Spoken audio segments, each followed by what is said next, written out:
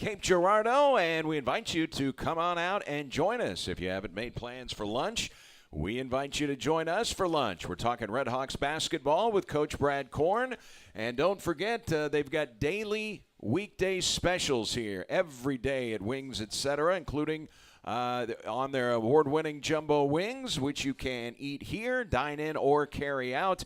And they have a revamped menu. If you've not been to Wings lately, you will love the new items, the brand new burger lineup. And they've got some tremendous burgers, including their brand new mushroom and Swiss burger. They also have wraps, subs, quesadillas, entree salads, smoked ribs, and much more. If you check out their appetizer lineup, it includes their ultimate nachos and their deep-fried pickle chips. And if you're coming for lunch, the daily half-pound lunch specials start at just $7.99. And you can now order online. Just go to the Wings Etc. website, place your order, and you can come in and pick it up. Or if you would like to have their delicious food delivered right to your front door, that is the newest option. Just download the DoorDash app. You set up your account, and within minutes, you can get your order into Wings Etc., and they can deliver it right where you are. It's Wings Etc., home of the Coaches Show, good food and great times. And well, let's welcome in Red Hawks basketball coach Brad Korn. Boy, that was how long was the bus ride last night? It was just St. Louis, so just 2 hours, but just getting back. We landed about a little after midnight, so you're getting back at about 2:30, 2:45, getting to your house about 3 in the morning. So long day after obviously 3 games in 3 days, and then you hang around after that last game, especially the way that it ended, and a couple hours there before you get to the airport in San Antonio. Then we connected in Houston, then Houston to St. Louis, and St. Louis back down to Cape. So it was a long weekend. It felt like we were down there for 2 weeks, just because of the game times being at 12, 2, and 12. It's just every day was you're getting and going at 8 in the morning right away with scouting report and walkthroughs and everything like that. So it was a long tournament. Although the record didn't reflect what we wanted, I think that we found something within ourselves and found something to our team. Got to some core issue things that we needed to get better, and I think that we'll become better from this tournament, and that's exactly what these tournaments are for. Well, you got a big emotional lift in the opening game. You played the team that was hosting it, Incarnate Word, and this was a heck of a battle. You were up 4 points, or down 5 points at halftime, and the game is tied at 76 and 1 possession left. You miss a shot from the right elbow. They get the rebound, race it down the floor, and the guy loses the ball out of bounds. So you have just got fractions of seconds left, and you run a play, and it's the Bryce Drew play. Now, I have to say, I was calling the games remotely, and that's the first time I've done basketball remotely. We've done some football, but not basketball. And the people running the camera, I didn't get to see the play develop. I just saw they got the camera on as the ball was about 5 feet from the basket and went down. And then you see Chris Harris raise his hand. So I knew that Harris had taken the shot, but it was a true buzzer beater. Walk us through that final play, because I think anybody that watches college basketball knows the Valparaiso-Bryce Drew play, one of the most famous plays in NCAA tournament history. Yeah, and that play, we've ran it multiple times. We've put a little bit of a twist on it because obviously we're not going to do the exact same play for however many years. So it's a very similar play. Actually, it's the same shot that we got against SIU at home a year ago. We ran the same play at UT Martin. Nana had he kept it against UT Martin at UT Martin instead of passing it out to the wings. So it's a play that has multiple reads and options and all that. But, we talked about it. We went back and watched that play after we lost to Portland. Just because our camera, the cameras that our manager set up, we were able to capture the whole thing and the bench and the whole development of the whole play. Gotcha. And Dylan Branson obviously takes the ball out in that situation. We put him in that situation a year ago as a true freshman. Is he the guy you trust the most making that pass? Yeah, he's in my opinion, because he has a little bit of size, and he's probably the best quarterback in that situation, if you will, because he's able to see and read where the ball needs to go. And actually, Eric Reed was wide open in the middle of the floor in that same play, but the play is designed to go to Nana, and our best athlete, to be able to go vertically and jump and get it the way that he did. So Dylan throws a little lob pass, a little kind of chest pass from his waist, and felt like the ball was in the air forever. And Nana, if he doesn't get the catch, the play never happens. Sure. And so that's kind of the Bryce Drew play, because obviously the clock doesn't start until you touch it. So now Nana gets that. He went up and got it because it was a jump ball essentially, and that's what the play is designed to do. Had two guys running down, Phil and Chris, and again, Eric was a third option. Nana could keep it. He saw Chris, hit him on that left wing. And the funny thing is, Eric, when you go back and like our camera view of it, you can see our whole bench actually when it just as Chris is releasing it. Eric Reed puts his hand up in the air. I was in my typical crouch position. I stand up and start walking towards the opposing coach. Our whole bench raises their hand. Just everyone felt that it was going in. Just because when it left his hand, it just was like, wait, that's going in. So it's just a really great execution on our guys' part. We shot ourselves in the foot a little bit to be even in that situation, quite honestly. We were up 9 in the second half. But just a great execution. Again, we had 2 of those same opportunities a year ago that we didn't capitalize on, and so it was good to see that we were able to execute that and get a win, a true road win, which was the second on the season of a true road win. It's pretty. I don't know who else has those in the country right now, and that's something that we'll hang our hat on. That's hard to do, and especially in Incarnate Word, because the way they set the tournament up, they obviously got to choose who they wanted first. Yep. And so they obviously thought that, okay, well, here's our chance to get our first win. We'll beat SEMO. So kind of a little bit of that in there. They didn't have a Division I win at that time, and still don't. And so you're playing. It's a dangerous team. I know everyone's probably saw the Nick Saban stuff about last week. When you play someone that's 0-2 or lost 2 in a row, you just automatically think you're going to win. So you're playing Incarnate Word, who hasn't won a Division I game yet, so you should automatically win. Alabama should have lost to Auburn, by the way. Yeah, so. And it just doesn't happen that way. You know, so you're playing a team that's trying to get their first win. They're at home. We traveled. All those factors going in. So to be able to get a win in that fashion was good. I thought it was going to be a nice boost for us, really in the tournament, because now you got some momentum and it's game. But unfortunately, we weren't able to finish out the tournament and ride that momentum through. Well, Chris Harris, as a guy who takes a shot like that, SEMO fans have seen him hit shots like that. So that's a guy that I'm guessing that you trust in a spot like that. Yeah, the thing about Chris is that he can get his own shot off, but he also sees and has vision in the half court. Just how I mentioned about Dylan Branson's a very good quarterback in that full court situation. Chris is a very good quarterback in the half court. And so now he in that situation, there's 2.3 seconds left, so he's obviously got to take the shot. Whoever gets the second pass, or if Nana keeps it, he got about I think it was 2.3 that was on the clock. That equates to about a dribble and a half, time-wise, mental clock of being able to get the shot off. So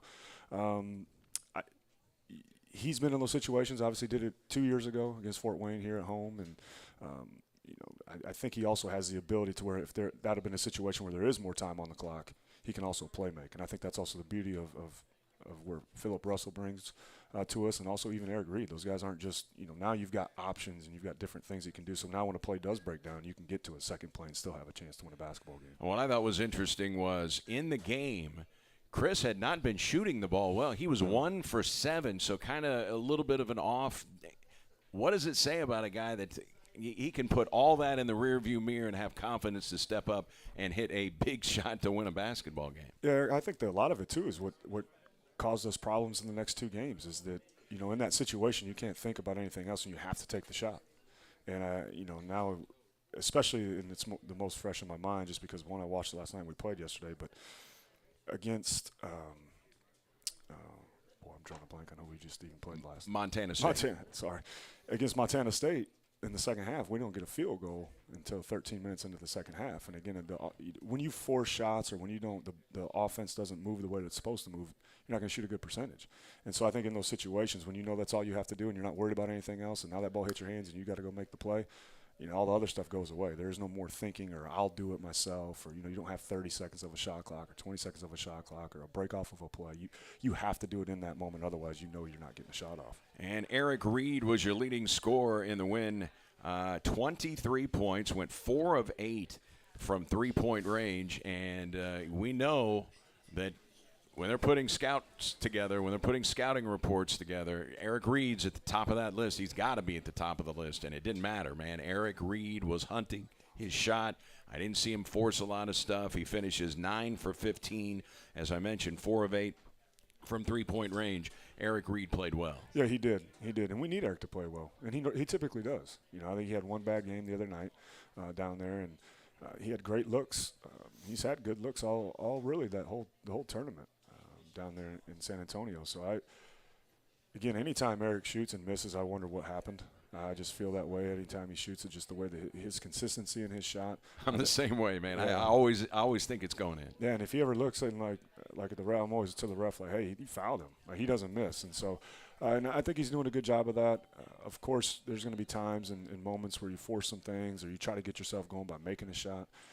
But he's been rock solid and always has been. And the way he approaches the game, the way he practices, we spoke to him last week here, and just a great kid. And he'll continue to have success because of the work that he puts in.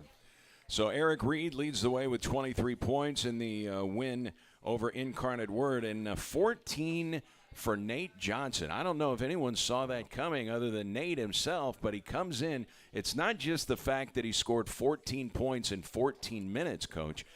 He's been knocking off the rust, did not play early in the season as he recovers from an injury, but 7 for 7 from the floor. I think that is the thing that was so impressive. Yeah, it was. He played a very physical, true post five-man type of a game. Everything was strong. It was minimal dribbles. He was on balance. He was high at the rim. He played with a very, very high confidence level. And it's not ironic, Eric, that the practice before, we went down there and we practiced at that gym, and even during that practice, he was moving around and getting on the rim, and even the players were like, who is this guy? What got into Nate? Yeah, and so he was – he had a little bit of a drop in the next two, but that game was – I mean, we don't win that game, obviously, without him playing that way. And I think that he has good hands down there. The guys trust him, throwing him the ball in the post. And he's got to get a little bit more consistent with his lower half because he can give us a lift down there and a scoring punch that we need in the paint in order to control things. We do a nice job of shooting threes. We shot 40% in this game against Incarnate Word. We shot 48 from the field. So, I mean, offensively, we scored 79 points. So, offensively, we were fine, and he was a huge lift to that. Anytime – if you get a post player, that's why you see all these post players with their percentage. You know, if your post guys are shooting below 50, that's going to crush your overall field goal percentage. So, for him to go 7 for 7 and really control the paint the way that he did was impressive. But probably the play that stood out the most for me with him in that game was that he got his shot blocked on one particular play, I believe it was, and they didn't give him a missed field goal. But then he didn't sulk, he didn't pout, he didn't walk back on transit. He sprinted back down in transition and got a block on the other end. And so those are just huge momentum swings. And if he can play with that type of an energy, we need that from that position right now. Yeah, I know there was a little issue with the statistics. I'm not sure how accurate they were. I don't know about the experience level of the people that were statting the game. Had Jeff Hansa been statting the game, they would be 100% accurate. That's right. We needed Hans down there. So Philip Russell in the game, and he finishes with 10 points, 2 of 6 shooting, 2 of 3 from three-point range. And Russell just increased his career highs every game in the tournament. I mean, he scores 19 in the second game, career high 21 yesterday. What are you seeing from Philip Russell as he gets more D1 experience under his belt? Yeah, I see the way that he is able to move with the basketball. You know, he's low to the ground. He can get to spots. He understands basketball. He's understanding angles and space as well. And again, a year ago he only played. We had mentioned it before. He'd only played 8 games in college, and there wasn't a lot of minutes in those 8 games. And so now he's getting those minutes. Obviously. And they were probably more garbage minutes than they were. Okay, it's a 1-point game. Phillips checking into the game. Yeah, and I think that even towards the end of the tournament, you see him kind of wear down a little bit, just in moments. I have to do a better job. We have to do a better job as a staff of kind of getting him out and getting him back in there to preserve that energy because he does play extremely hard. The thing I appreciate about Phil more than anything is he's got a flair for the game, and he competes and he's fiery, and I love all that. When he messes up, he will try even harder the next time down to get the ball back for the team because he realizes that he messes up. So in other words, no sulking. Yeah, and he did it against Mobap. We didn't execute out of a timeout against Missouri Baptist. And as soon as he didn't do what we were supposed to do out of the timeout, he just said, "Coach, that was my fault. I didn't do what I was supposed to do." And he chased the guy down and stole it from him and got the ball back for us. And he just said, I'll get it back for you. And he did the same thing in this tournament. And I believe it was Portland game, actually. He had a bad turnover. And that stuff happens. But he had a bad turnover, and he, again, didn't sulk, didn't pout, and he just sprinted back. And he really got the kid's name.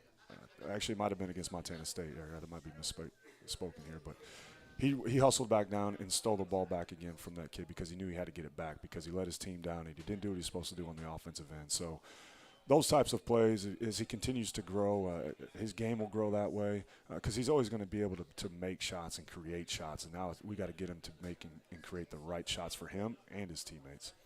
Then you take on Portland, and it ends up being a 74-68 final score, so very close to what you had against Montana State. It was 75-54 in that game.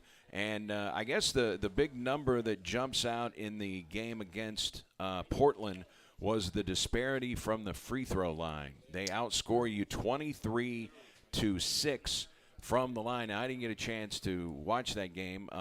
Obviously, we had a Jackson football game on Saturday, but when I was perusing the play-by-play, when I was perusing the box score in the game, you shot the ball just fine from three-point range, 10 of 25. In fact, you hit 10 threes in each of your first two games, so the three ball, not an issue in the tournament, but the free throw disparity, that's what basically won the game for Portland. Yeah, and that's kind of, the free throws and the rebounding has been something early in the season that has caused us some issues.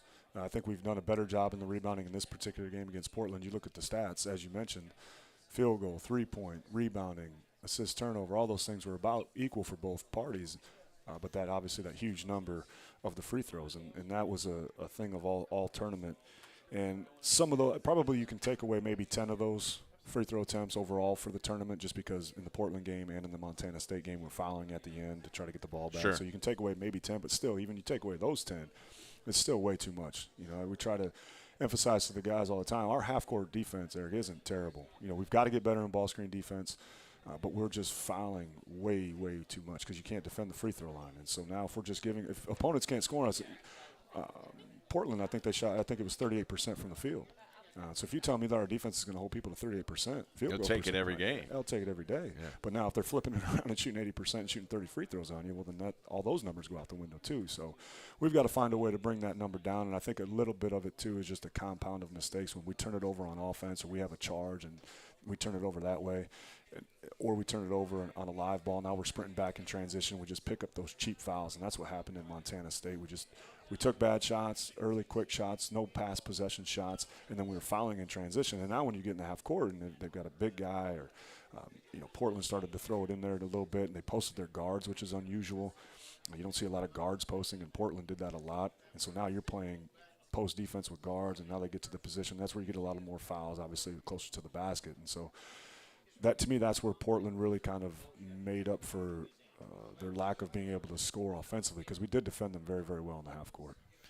So if fouls are an issue, and in the tournament, the final numbers were you were outscored 69-35 from the free throw line. I mean, that's 34 points, and I know some of those are you got to foul late, and if they hit the free throw, what do you do?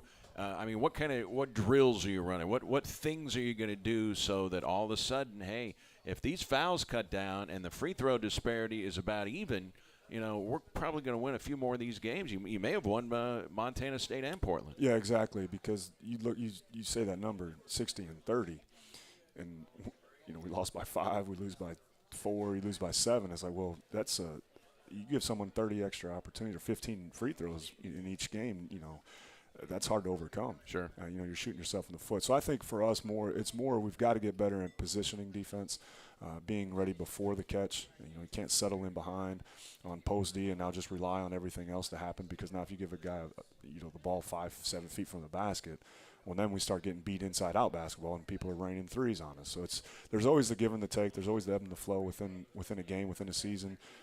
As I mentioned before, I thought our rebounding was poor at the beginning of the season. We've gotten better at that. We've the made a last conscious two effort. Games, you've been out rebounded by 1. Yeah. I mean, so you're right there in the last 2 games. And at the beginning of the year, we were getting crushed. Yeah.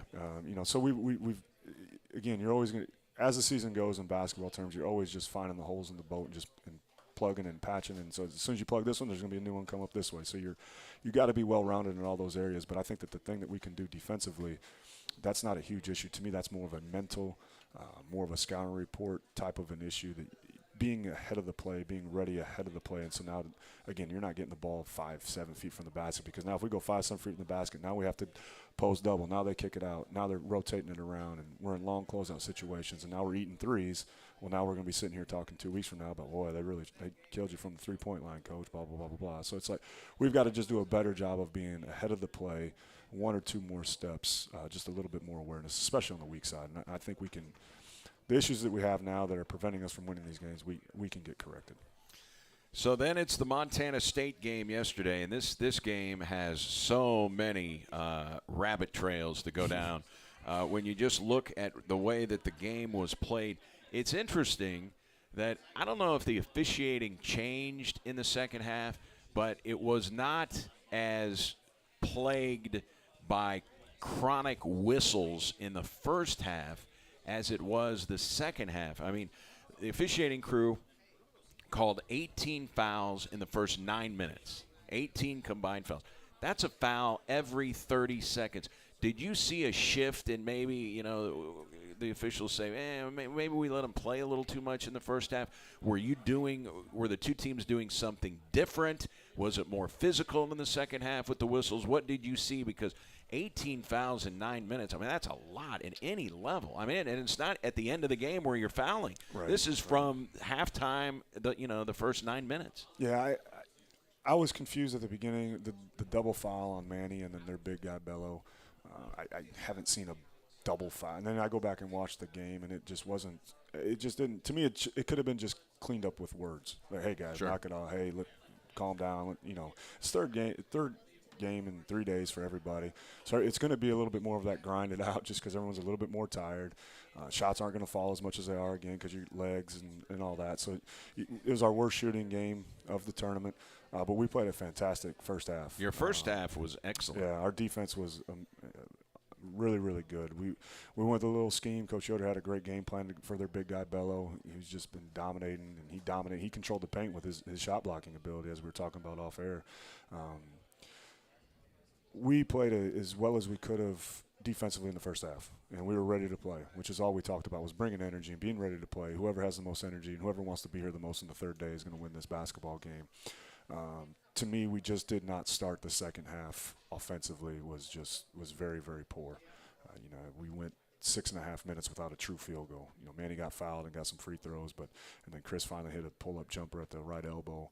But we went way too long. And in those possessions, it's twofold because Eric Reed had two very, very good looks in that stretch. We had a great transition break. Dylan Branson had a right corner three that he has to take. So we had 3 shots that we had to take. They were all from 3, which some people may say, well, don't shoot threes. But that's kind of who we are, and that's kind of and I'll take Eric Reed, the shots that he has to take those shots. Even if he's 0 for 12 from 3, he has to take those 2 shots that he had in the second half. But it mixed in with that were 2 poor shots, and then we had 3 charges. And so if you're charging on a no-pass possession, and now we've gone 6 minutes without a field goal, that's not winning basketball. We're not going to win a game that way. We're not going to win a third game in 3 days that way.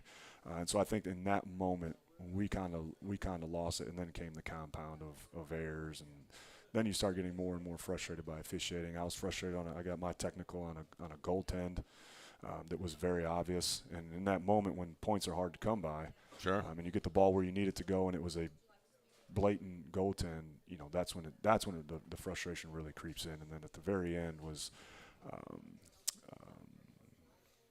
all right, so there's you cut the game to 5. I know what you're talking about. Yeah. You cut the game to 5. You get a steal.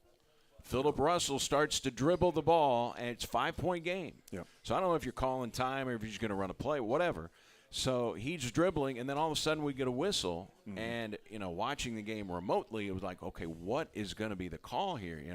Are they saying that was there a foul? Did someone step out of bounds? What happened on the play? What did they explain to you? Because it was a clear steal. They did not whistle a foul, so it was a clean steal. And then all of a sudden they come over to the scorer's table. It seemed like it took about 10 minutes.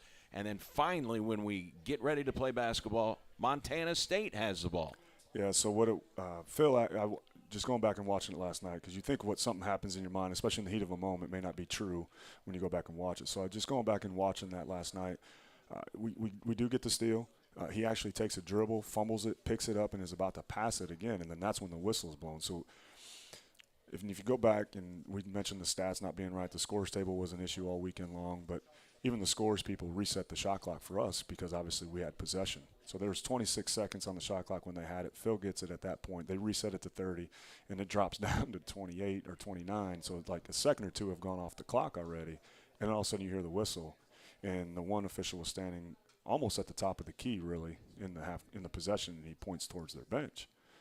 And so I just didn't – and he was saying that they called timeout before we got the steal.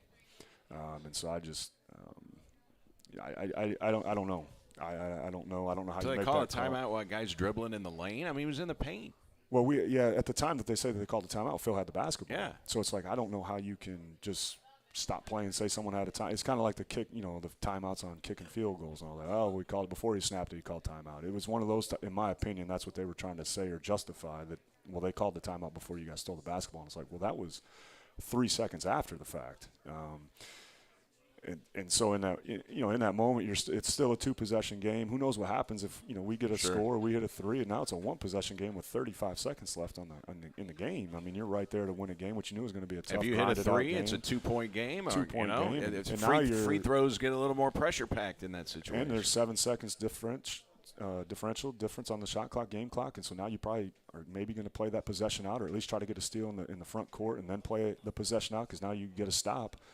It's a 7-second differential. You get the ball back if it's tied, you're only down 2 or you're down 3 or whatever the case may be. There's a whole lot of factors that can go on with 35 seconds left in the ball game. So that was tough. Were all the officials on the same page about that, or was it just one guy? Because I know oftentimes coach will go, okay, I can't get anywhere with this guy. Let me go ask this guy what he saw. Yeah, the baseline official who would have seen the whole play develop, he didn't have anything to do with it because obviously he's just watching the action. Sure. The trail official, which would have been closest to their bench, he wasn't in our camera copy, but there was the one official that was directly across from our bench.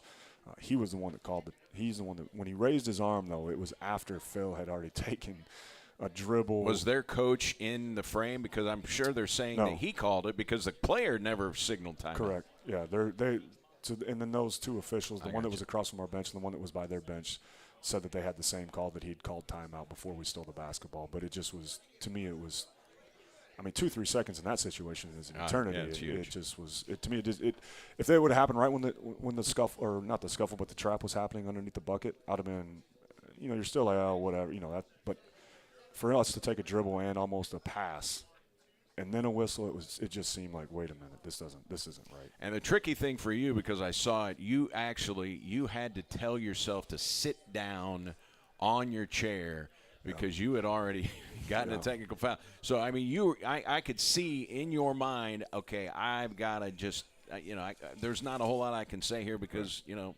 if I get a second tee, then I'm out. Yeah, and if it wouldn't have been a 5-point game, I probably would have, to be honest with you, even if I hadn't had a tech before, just because I thought it was that egregious. But in that moment, it's like, okay, well, it's still a 2-possession game. Yeah. All right, you got to move on to the next play. So, hey, if we get a steal, we get a 5 count, we're right back where we were before. So it's like you can't control everything. Now we got to control what we can control in the next possession, and that was that we still had an opportunity to get a 5 count, to get a steal. Anything can happen still in a 5-point game. But, you're right. Us redheaded guys can be a little bit high-tempered, especially in those situations. That's the word on the street. Yeah.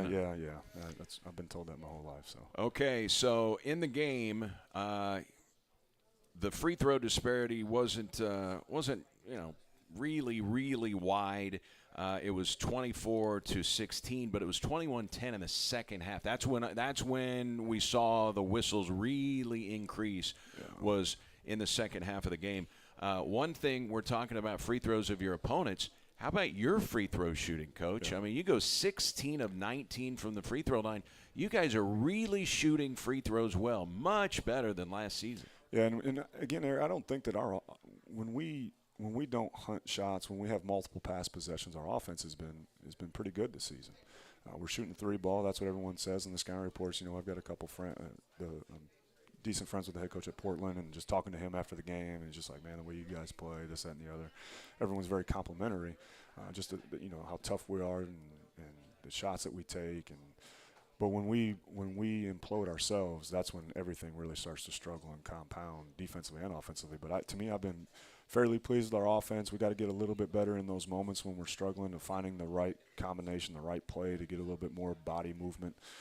But I've been pleased with our 3-point shooting, our free throw shooting. We've got to find a way to get a couple more easy scores to kind of loosen and help things along that way. And one thing that I thought was very, very key in yesterday's game, and I see if you agree or disagree, you're getting 17 a game from Eric Reed. Okay, so you can mark down 17 points every game. I mean, and then he'll have better games where he scored 23 against Incarnate Word. But that's 17 points. He is on the bench early in the second half with 4 personal fouls. And so he was just unavailable, and you had to find offense from somewhere else. So that you were in an unfamiliar situation there, that you had your leading scorer, and he could not help. Yeah, and I think that's also the trick. You're always going to have games where guys, that's why they're averages, right? I mean, that's obviously what it's about. But if we can get Eric Reed going, Chris Harris had 17, I believe it was, against Montana State. Philip Russell, obviously, with the 21. So if we can get all those guys clicking on the same page, we've got to find a way to get Nana going a little bit. Dylan Branson only has 1 field goal on the year. Nigel didn't have a great shooting performance down in this tournament, but if he can get back to getting those slashing lane buckets and then now kick in the 3 here and there. And if we can get everybody going on the same page and in the right kind of a flow, I feel good about where we can be, because that is extremely hard to guard when you have that much balance, you have that much firepower. Because we're giving great effort defensively, we're just not playing particularly smart defensively with our fouls. Eric's fouls were really had nothing to do with any play. One was a tight curl play. He got a technical at the free throw line, and the Montana State coach looked at me, and we were both just like, and he's like, hey, they didn't even say anything to each other. I was going to say because I couldn't tell, but you're at the free throw line, and he's standing there waiting, and all of a sudden it's a technical foul. What did Eric have to say? He's like, oh, I didn't say anything. I'm sure they're having a conversation with each other, but it wasn't like they're nose to nose and calling each other names. I'm sure they're saying whatever, just normal basketball talk. But it's very unusual for the head coach to look down at the other head coach and be like, they didn't even say anything, coach. And so it was on their end. And so obviously he would have heard it if there was anything crazy going on. But unfortunately, that's Eric's 4th foul. And so now he's got to come out of the game because we're still somewhat in striking distance. It's like you need him towards the end. And so again, a guy like Eric, he kind of needs that flow and that consistency of the game to get his rhythm and everything else like that. So those types of things really hurt you. And so we got to get a little bit more consistent with that. Again, it goes back to our fouling too much again, because Eric had, outside the technical, 2 of the 3 other fouls that he had really had nothing to do with the play. He just over jumped, trying to do a little bit too physical away from the ball when there was no need for it. Well, their big post player, Jabril Bello, came in shooting 71% from the field. That is 7th best in America, and it's the 7th best field goal percentage there was. And he finishes with 17 points, got 7 of them from the free throw line. What a player this guy is. And when he gets the ball down low, it's awfully tough to stop him. And, I don't know. He didn't come in with a reputation as a shot blocker, but they finished the game with 5 block shots, and he had all 5 block shots. And they seem to be huge blocks. Yes. We had gotten to the point of, oh, man, we broke the defense. We're going to get a layup, and then here he comes out of nowhere. And erasing those shots. You think about it, if you can get 3 of the 5 of those, because they were layups. They weren't, blocks at the 3-point line where he just runs out and blocks a 3. Those were at the rim layup type of blocks. And so, those types of plays are deflating when you get the ball in the paint and can't get a paint score. It's essentially a turnover for the offense, and those become deflating, and it really puts a strain on your offense. That's why you shoot 38% from the field in those situations. But I didn't anticipate he didn't show that kind of shot blocking ability on film prior to that game. We did an amazing job on him in the first half. Yeah. He was frustrated. He had turnovers. Like I said before, Coach Yoder had a great game plan for it. We were prepared for him. But he kind of took over in the second half. He was able to get to his spots. He beat us in transition a few times. And as I was mentioning earlier, you give him the ball 6 feet from the basket, and you're at his mercy. You know what I mean? It's either going to be a basket or a foul. And unfortunately, in the second half, that's what it was. I don't know what his stats were at halftime, but all of those. He was contained in the first half. Yeah, it wasn't maybe 2 or 3 points in the first half. And so you're talking about a guy getting 14, 15. And really all of it was at the free throw line or in the paint. None of it was pick and pop threes or anything like that you had to deal with. So he dominated and controlled the second half for them. Of the 3 teams that you played, Montana State's pretty good. I would say that they were probably the best team in the tournament. Yeah, I would agree with you. They're very tough. He's done a very nice job over there. Coach Sprinkle's done a great job. He played there. He's from there. He's got his team very tough defensively. And obviously, if you've got a big guy like that, you can just kind of throw it down there too and get you 14, 15, 16 points a night. That's a nice thing to have because you offset that. If you're having a poor outside shooting night, but you got a guy that's shooting 71, 72% from the field, and you can control the pace and the play and the way that they play defensively, a little bit slower of a style. Now, if that other team, like us, for instance, isn't shooting threes very well or we can't get paint scores, well, now that you're going down every single time, every possession, and you can control the game that way, and you can control the game at the foul line. And so there's other ways that you can do that. They're a very good team. They're going to win a lot of basketball games. And Xavier Bishop, their point guard, I mentioned it early in the game. It was ironic, and Philip Russell's guarding him. And I said, this is going to be one of the few guys that Philip Russell is taller than because Bishop is 5'8", and Russell's 5'10", and literally within 30 seconds, Russell blocked his shot. Yeah, I said that. I don't know how many blocks he's going to have, but he blocked this one. Probably the first and only. Yeah. But Bishop hit a huge three right in front of their bench in the second half, going to his right, and he's a volume guy. His percentages aren't great. He's under 30 in both field goal and three, which you don't really want. You don't really want that from your point guard. But he's a volume guy, and we were going underneath ball screens so we could stay a little bit more contained and kind of forcing him to take those shots. But he hit a very, very important one for them late in that second half. I mean, this is a veteran player. I thought Philip Russell outplayed him. Yeah. But this is a veteran guy who scored 1,000 points at UMKC before he transferred. I mean, he's a good player. Yeah. And I thought you're talking about a fifth-year senior versus a freshman, and I thought Philip Russell was right there. Yeah, and that's, I think, sometimes, too, the thing that we or at least I lose focus on sometimes. It's like Philip Russell, Sam Thompson, Chase Thompson. Those guys are freshmen. You watch Philip play, and always a transfer, and he's like, oh, yeah, we should be better at this, we should be better at this. And it's like, well, they're still very young in their career. Philip, we mentioned it before, 8 games a year ago at SLU, but not real. There wasn't a true 8 games. Sure. And so now you're only 7 games into his career here. So the future's bright with that, and you got to keep that in mind. And unfortunately, you don't want to have growing pains, but there are going to be some of those.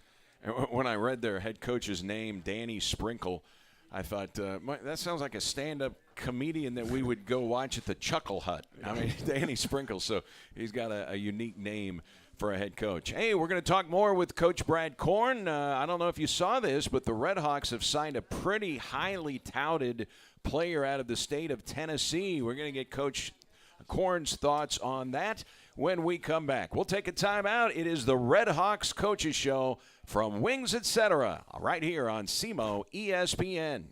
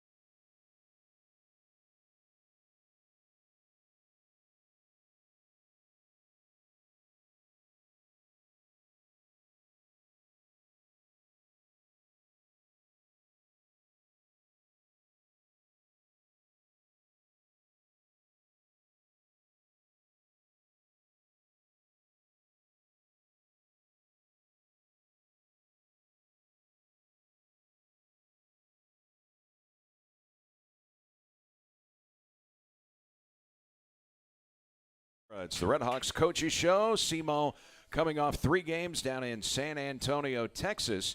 And then they are getting set for Webster University. That's going to be a 2 o'clock game Saturday at the Show Me Center. So that's when the Red Hawks will be in action for the next time. The Red Hawk women, by the way, play tomorrow night against the Salukis of SIU Carbondale. That's a 6:30 tip-off. So Red Hawks and the Dogs tomorrow at the Show Me Center. Coach Brad Korn joining us here at Wings Etc., where the brand new feature, other than their revamped menu, is the fact that you can now use the DoorDash app to have your Wings Etc. food delivered right to your front door. Just go to DoorDash, download the app, and set up your account, and you can order Wings Etc. through the DoorDash app. And you can order more than 70 items that are not wings at Wings Etc., and that includes their revamped burger menu. Man, is it nice. We mentioned the mushroom and Swiss burger a little bit earlier, and, of course, the big chicken salads that they've got here. Just a tremendous example of a menu that has something for everybody. And, of course, all of the Wings Etc. locations here in Cape and Jackson filled with the high-def televisions tuned to the best sports programming. You can watch Monday Night Football here tonight. The Blues are in action tomorrow night. This is your home to watch Blues hockey right here at Wings Etc. Coach Brad Korn, as we look ahead here, I do want to, obviously concentrate on this year, but it may have gone under the radar for some, but you signed a combo guard out of the state of Tennessee named Evan Erscher, and he was ranked the number 6 player in the entire state of Tennessee, according to Preps Hoops. What can you tell us about Evan Urscher and getting him to commit to come and play and be a Red Hawk? Yeah, he's just a great young man. Him and his mother, just great people. He's everything that you want in your program. He's at the Webb School in Bell Buckle, Tennessee, which is that's a basketball factory, right? It is, and it's a very high academic. He's a National Honor Society kid from the Webb School, so that's pretty impressive in itself. On top of being a great basketball player, and he's one of those kids. He just, when the recruiting process said, hey, what would you do if you couldn't play basketball? And then he's just like, well, I'd work on my ball handling. I said, no. What would you do if you couldn't play basketball? And then he said something else about like watching film or something. It's like, no. If you could not, like if basketball was taken away from you, what would you do? And he kind of just sat there, and he had like this sad look on his face, and he's just like, Coach, I don't know what I would do. And so those are the type of kids that you want in your program, because he's a basketball junkie. He loves the game. He loves to work. He loves to compete. He was one of the most efficient players on the Adidas Uprising circuit for his EAB AAU team. So he's a very efficient player. He can play multiple spots offensively. He can make open shots. He's got good size, good motor, competitor. Really just everything that you want, in an incoming freshman kid. How heavily was he being recruited? If he's the number 6 player in Tennessee, you were probably battling some other schools to get a commitment. Yeah, and he had other league offers. He had a couple other schools in our conference that had offered him, and for whatever reasons, nothing really came to fruition. He came here unofficially, really liked it and enjoyed it. He enjoyed the way our whole staff, not just one particular assistant, but our whole staff was around him and talked to him and showed him around. And again, he's 2 hours away from here originally, so I think that a little bit of that proximity helped. But again, he just enjoyed the feel of campus. He enjoyed the feel of our practice when he came and watched and was a part of it. He actually came for our Youngstown game. So just really seeing all that stuff, and just he's gonna be hopefully how we think and see and watch and feel about Eric Reed. I think he can kind of step in, maybe be into that mold as far as that competitor. Is he that kind of a shooter? He can. I don't know that obviously we didn't see Eric his first couple years, but I think he can grow to that. Just how Eric kind of competes on every single possession, and he can be dependable in that way, if that makes sense. So it had to be great for you to actually get out and be able to physically watch him play after going through COVID and not being able to do that. And who's been the primary recruiter for Evan? Dustin saw him and been on him, and then Coach McMahon. And obviously, we all kind of shift and throughout July and the AAU stuff, so everybody can kind of lay their eyes on him and have an opinion, or hey, he did this well or he didn't do that well. Because something I learned from Coach Weber, you don't want to just have one guy have one opinion and then only this guy brings his guys, and then this guy only brings his guys, and this guy only brings his guys, because then what happens when this guy leaves or this guy leaves or that guy leaves? We want to have a well-rounded evaluation. And so we really all kind of took a chance and to see him and to see how he played. We all went back down there in September when we could go back, when it opened back up September 9th for us to go see him. So, but Dustin did a good job of kind of locating, identifying, and staying on him early. Can you see him? I mean, I know it says combo guard. That's just someone saying, okay, he's playing multiple guard positions. I mean, can he be a point? I know you've got a guy in Philip Russell that you hope is going to be a point guard for you for 4 years. But I mean, is he a guy that can play the point efficiently? Yeah, I think he can, especially in time. Maybe not right away just because of the speed and littler guys and all that at the very beginning, but definitely the combo aspect of it. And I think you always have to have at least 2, probably 3 guys that can do that. You look at our roster now. Philip obviously does a majority of the ball handling, if you will, but he can also get off the ball. And so now if you've got another guy like that, and this year you got guys like DQ, Phil, and then Chris in the half court can handle the basketball. So you have to have multiple guys that can do that, and I think he can fit in that mold very easily. Early on, it'll probably more be that 2 and then spot kind of 1 type minutes, but as his career progresses and as he grows, kind of how Eric Reed grew, kind of into a little bit more of that ball handler, I think he'll be able to get to that by his sophomore year. For sure by his junior year, that won't even be a question. So it'll be interesting to see how much he can handle and do as a true freshman. So as you look at your roster now, with this scholarship, I mean, what's the scholarship situation look like? Now, I know you never know at the end of a season, is someone going to hit the transfer portal? If you're Nolan Taylor, are you going to retire? Whatever it is, if just looking at it now, if nobody would leave the program, what's your scholarship look like? None. Okay. So this would be the final one. Yeah, Manny's the only guy leaving eligibility-wise, just with COVID and everything else. So on paper, the way it sits now, Manny's the only one that is expiring eligibility. Nolan is expiring eligibility at the end of this year, but he is a +1 scholarship because of COVID. So really, in our 13 scholarships, Manny is the only senior with expiring eligibility, so Evan takes that scholarship. So really, on paper, as it sits now, none. You mentioned Manny Patterson. How surprising is it for you, as we went into the game yesterday against Montana State, he was leading the Ohio Valley Conference in free throw percentage, 93%. Now, he won't shoot 93. He went 1 for 2 yesterday, but it looks like he's going to be a weapon from the free throw line and a guy that can get to the free throw line because he's going to have a lot of post touches. How about Manny in the free throw shooting? Yeah, you know what? I'm really not that surprised. He does shoot free throws well. I don't remember off the top of my head exactly what he shot a year ago. But he's got a good form. He's got a good touch. He actually works on and takes free throws serious. We've got to be able to get Manny to be a little bit more under control, a little bit more balance around the rim. He gets off balance a little bit, and so if he can command, because he does a good job, he'll command the ball down there. He'll call for it. He'll be posting up wide. Sometimes he'll be a little bit too high, but he had a great second half against Missouri State, 7 for 7 from the foul line. And Gage Prim is one of the best bigs that we'll face all year, if not the best big that we'll face all year. So he can hold his own down there when he's under control and he's minimal dribbles, but has a base and a balance down there because he can shoot free throws.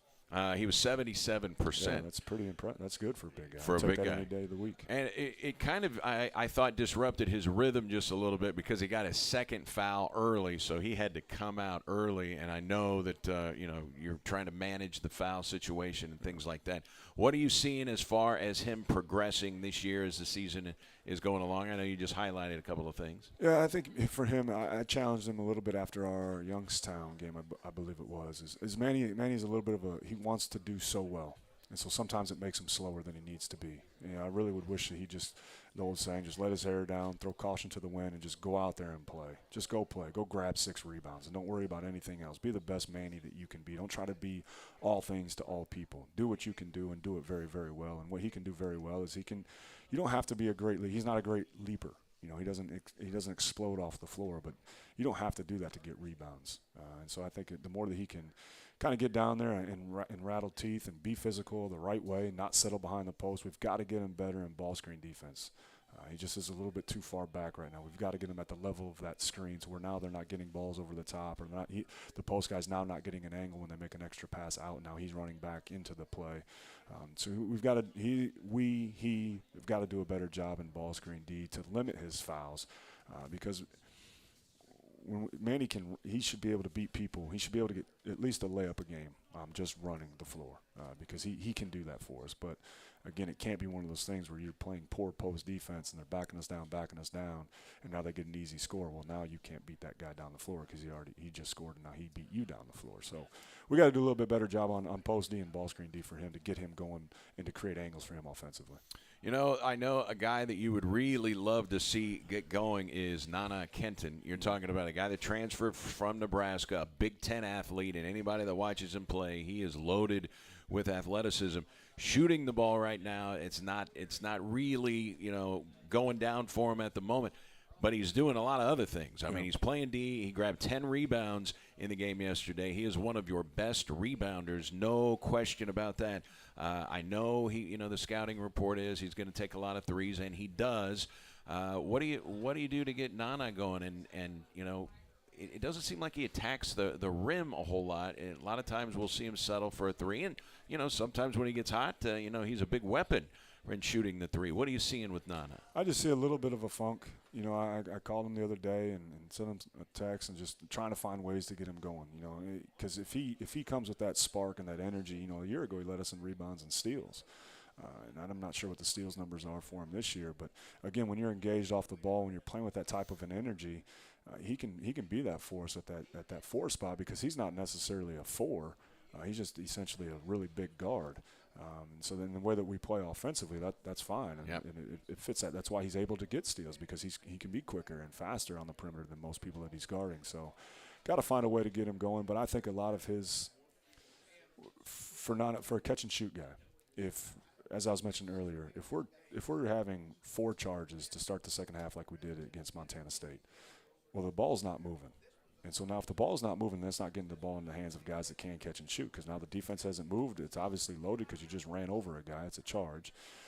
And so we've got to do a better job of letting the ball move and flow, because now as a guy like Nana, it's like, well, I got to get going. And the way I get going is I'm going to make a shot. And so now the next time the ball hits his hands after we've charged 3 times in a row, then he ends up taking a bad shot or a challenge shot just to try to – it's like, this is going to go in and this is going to get me going.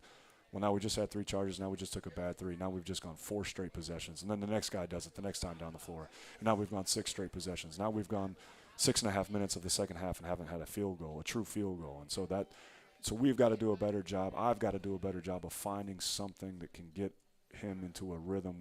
I've tried a couple things out of timeouts to kind of get him going. We've tried some BOB things, a lob here and there to get him, try to get things going that way.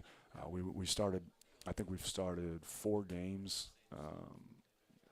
running a particular play for him to try and get a quick, easy bucket, just to get that confidence back. Sometimes you just need to see it go in once, and he's not shooting it well from the foul line, which a year ago I believe he was at 78, 79 free throw. The other night he shot one, hit the backboard first. So it's just everybody goes through it at certain times, at different times in the year. I just think he's just in a little bit of a funk, and I tried to bring him off the bench. Maybe it would spark him a little bit, but he continues to give good effort. Well, when you brought him off the bench against Missouri Baptist, he had 16 points. So you're thinking that worked at that time, and you thought, okay, well, now here he goes. He finally broke the cap off, and here it goes. He's going to get back to doing what he can do. But as you mentioned, though, I'm happy with him getting 10 rebounds against Montana State, because that is something, even if the shot's not falling, there are so many other ways that you can impact the game. He can impact the game for us that way. And I think he's battling through a couple little nagging injuries here and there that are probably limiting him or holding him back a little bit. But we just got to find that rhythm for him, and I think once he sees 1 or 2 go in, I think that'll really get his spirits, get his confidence up, and because we need him. We need everybody. Could he slash a little more than he does? I think so, and that's something that he and Nigel had done so well up until this point on those backside cuts, or when we're setting ball screens. We set a lot of ball screens this year compared to last year, and so now getting those, as soon as your man falls asleep. But again, I think you get caught up into that. Like, well, I'm gonna make this shot to get myself going, and now you got to kind of flip that a little bit. Well, let me slash, let me get offensive rebound and get fouled and get to the foul line, calm myself down, make my free throw, see one go in, Now when the ball hits my hands on that next opportunity from 3, I feel good about it. I'm in a little bit more of a rhythm. So we've got to do a better job as a staff of trying to find certain ways to get guys going that way, but also you got to find other ways in yourself too of being able to impact the game to get yourself going. There has been one theme that we have seen so far, and again, it's early.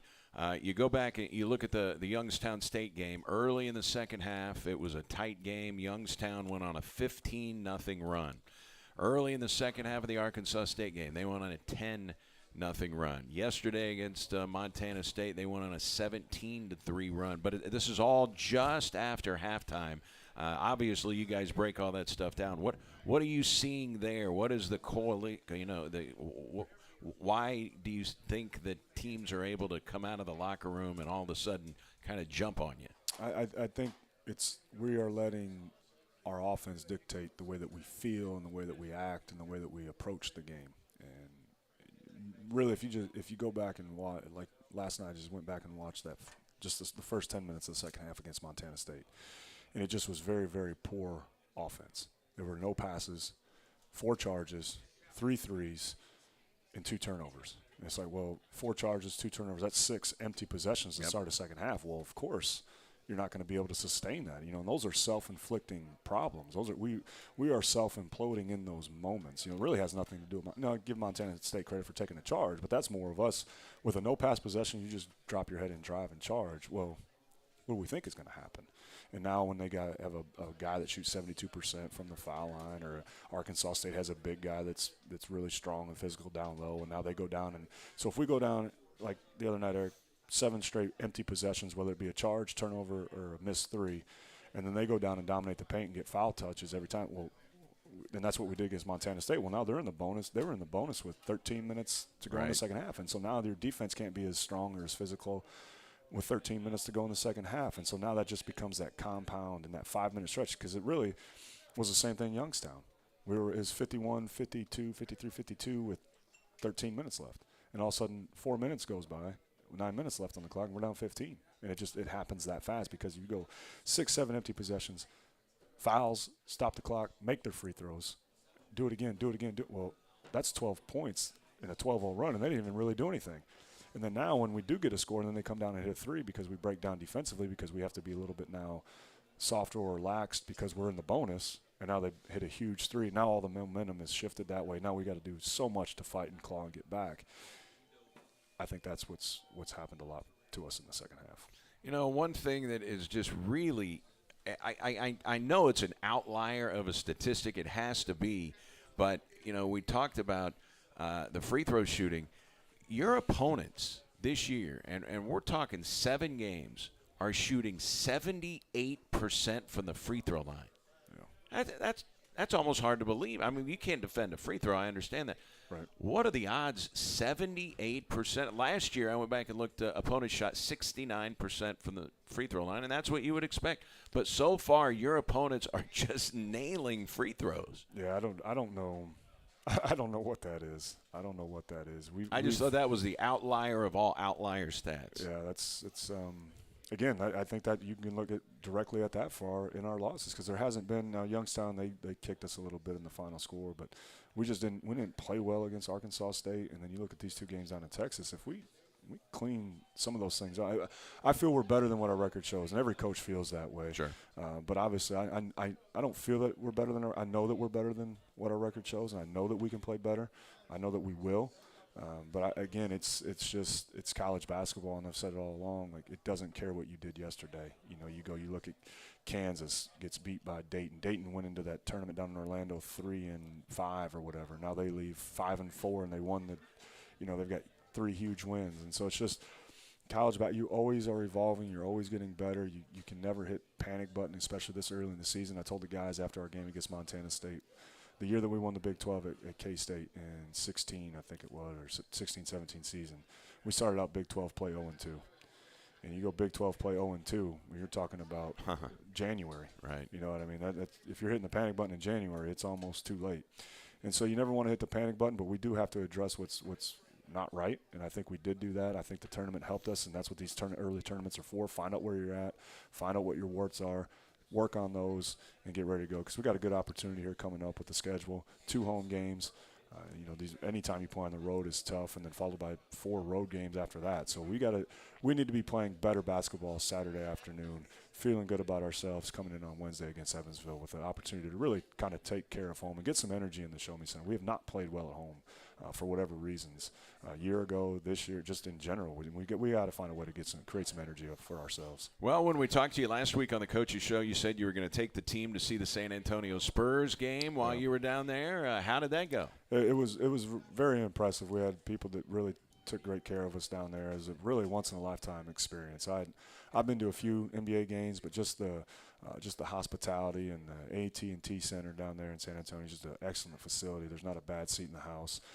So for some of our guys, like Philip Russell, Dylan Branson, Sam Thompson, being from St. Louis, to be able to see the Celtics and Jason Tatum and kind of all that type of stuff. Nana actually has a friend that plays for the Celtics as well, or the Spurs. I can't even remember which team. But so it was a really cool experience. We went down to the Riverwalk for a little while, walked over to the Alamo, got to check that stuff out. And so just give them experience. You want to just sit in a hotel and just go play games and all that. So it was a good trip. It was a long trip. Again, it felt like we were down there for 2 weeks, and we were on top of each other because, you're doing meetings, you're doing scouting reports, you got meals, you're on the bus, with the game time. So, if the games are at 7 o'clock at night, you still have all day to kind of get, you can wake up slow, you can break up the day. But when that game's at 2 and 12, you're hitting the ground running at 8 a.m. and you're on the bus and you're coming back and it's 4 o'clock and you got to get to bed and you got to do the game. So it felt like a long trip, but again, all in all, it was we treated our guys right. I think they appreciated that. And I think we found some things within our team that we can get better at and address and really have a nice December, January, and February. After all of the activity and the jet lag and travel lag and everything, it was a good time. Is it a good time, 6 days off? I mean, you're going to be working during that time, but sure. You go from Sunday and you don't have to play until Saturday. Yeah, we obviously we're off today. I actually gave the guys off tomorrow as well. I just think we need it from a body and a mental standpoint. I think sometimes too, it's not just physical; it's also your mental. So we had a good conversation after the game in Montana State, and I think we got some stuff cleaned up. And I'm really looking forward to Wednesday's practice because now it's Wednesday, Thursday, Friday. And it's getting better. It's addressing what we need to address and see how we come out and perform on Saturday. Because at any moment, there's always those points and seasons for every team, and when it clicks, you can take off. I've seen it happen so many times, and we're right there. We just can't self-inflict our own problems. It'll be Saturday afternoon, 2 o'clock against Webster, and then next Wednesday, the Evansville Purple Aces will come to the Show Me Center. Coach, thanks so much for the time today. We always appreciate it, and good luck on revving practice up, getting ready for Webster, and we'll see you over at the Show Me Center Saturday. All right, sounds good, Eric. Thank you. That is Coach Brad Korn, and that's going to do it for us here from the Coaches Show. Thanks to Ethan Chow, Rachel Cook for all of their help here on site. We've got ESPN Radio coming up for you, and we hope you enjoy the rest of your Monday, everybody. So long from Wings Etc.